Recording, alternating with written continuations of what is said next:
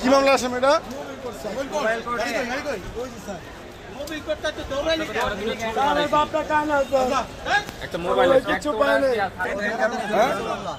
আপনারা কিভাবে এই আসামিরা পালায় যায় বলেন?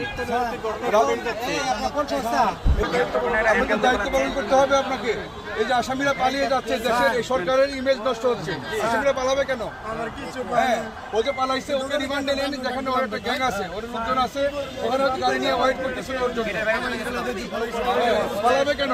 বিচারের মুখোমুখি হবে, অত ক্রিমিনাল দেখলে কেন পুলিশের এই গরিবসী কেন? পুলিশের এই হালামেলা কেন? পুলিশ কেন দায়িত্ব পালন করে না? পুলিশের গাড়ি থেকে কেন আসামি পালায় যাবে? পুলিশ কেন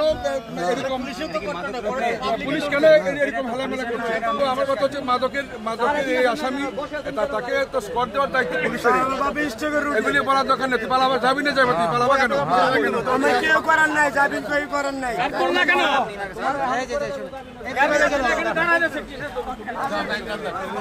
ডিজাইন, এলিগেন্স, বিউটি, সেরা পণ্য সবার জন্য জেভিকো।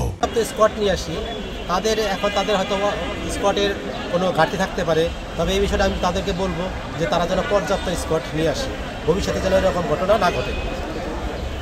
এক্ষেত্রে দায়িত্ব অবহেলার কোনো বিষয় দেখছেন কিনা?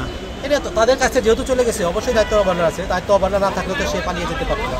সেও দ্রুত প্রকৃতি, সেও সুযোগ খুঁজেছে, সেই সুযোগ কাজে লাগিয়ে সে পালিয়েছে এবং তাদের স্কটকে ব্যর্থ করে দিয়ে সে পালিয়ে গেছে।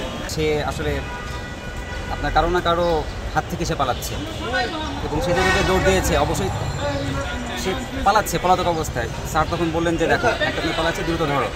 হাতে ব্যথা আছে কি না আছে এটা দেখিনি। স্যারও দৌড় দিয়েছে, আমিও দৌড় দিয়েছি, অলরেডি গেটের বাইরে চলে গিয়েছিল। সেখান থেকে তখন আমরা তাকে ক্যাপচার করে নিয়ে আসি। বাইরে তো আপনারা দেখলেন, স্যার এসে তাদের কর্মকর্তা রয়েছে তার কাছে হ্যান্ড ওভার করলো।